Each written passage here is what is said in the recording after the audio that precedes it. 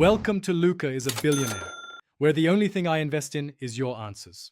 In this video, I will show how to make Zafrani cream at home. Combine heavy cream and condensed milk in a bowl, steep saffron in warm milk for color and aroma, then whisk in saffron milk and rose water. Chill for 2 hours to set, then fold in crushed pistachios and cardamom. Serve chilled over fruit, cake, or as a dessert topping for a rich, fragrant treat.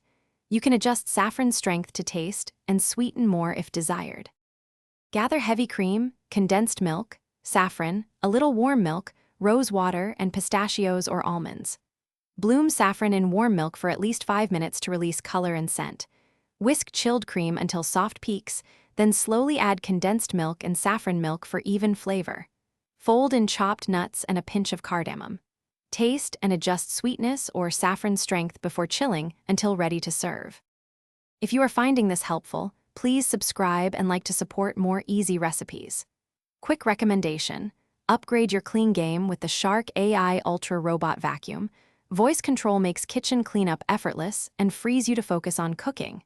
It navigates around chairs and handles crumbs so you can mind the saffron, not the sweep. Check the description for the link and other deals, and now let's get back to the video. For serving, spoon Zafrani cream over fresh berries, baked cake, or warm rice pudding for an elegant contrast of temperatures.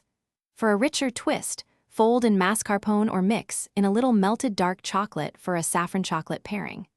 Garnish with crushed pistachios and a light dusting of saffron threads for visual appeal.